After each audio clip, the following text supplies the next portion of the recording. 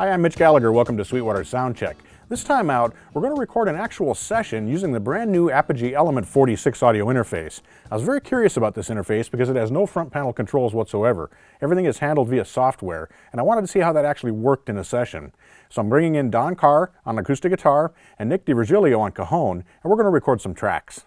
Now, since there are no front panel controls, we have to do everything from the computer, and I'm finding this works really well. You can configure the app so that it shows exactly what you need when you're doing your actual process, whether you're recording, whether you're mixing, whatever you might be doing. You have your choice. You can work either in what's called the primary window, which allows you to see a wide range of different things, or you can work in what's called the essential window, which can sit alongside your DAW window and give you just the controls you need for controlling the microphone preamps and your headphone and monitor outputs.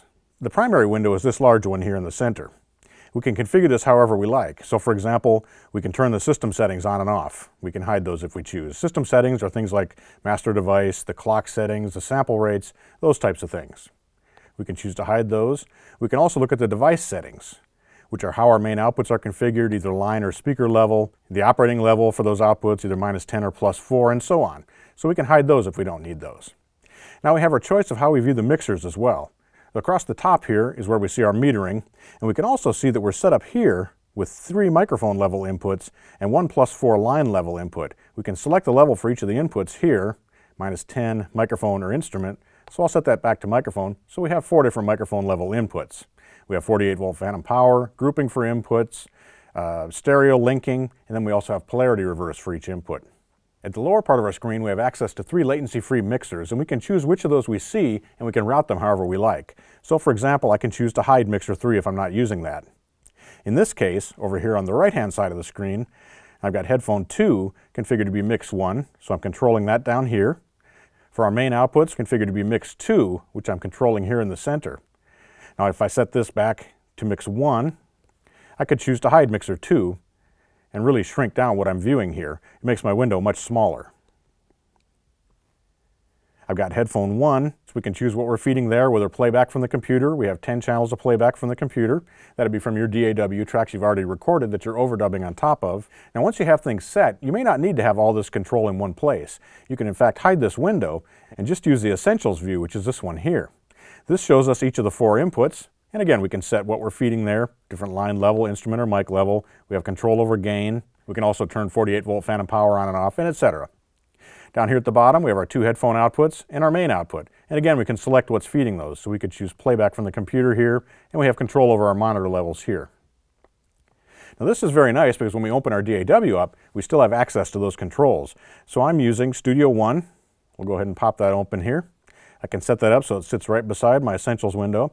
Now I can be tracking in Studio One, yet still have control over the microphone preamps, as well as my headphone and main monitor outputs. I'm finding this is very handy, but let's take a look at how it works when we actually have musicians in the studio with us.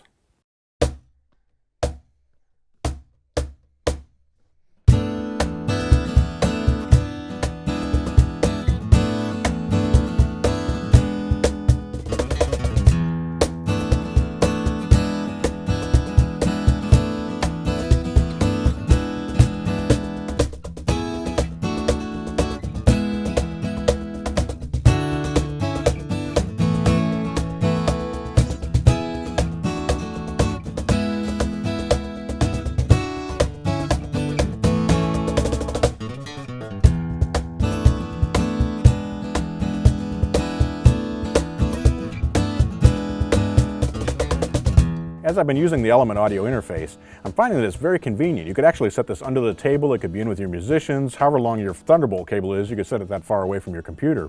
I like to hide it out of the way since you really don't have to look at it. You can control everything from your computer, and I'm finding that's a very convenient way to work. I don't miss having the hardware control at all. You can also control the Element using an iOS device or an Android device.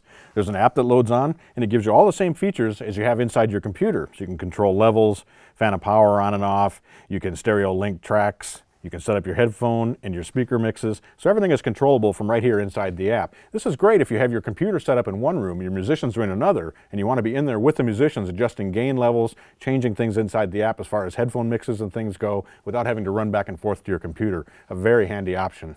And of course, the best thing about the Apogee Element audio interfaces is they sound absolutely wonderful. They have all that top tour conversion, the great sounding microphone preamps, great sounding headphone outs and line outs. Really is a nice sounding box that's very convenient, easy to use. I've really been enjoying working with it.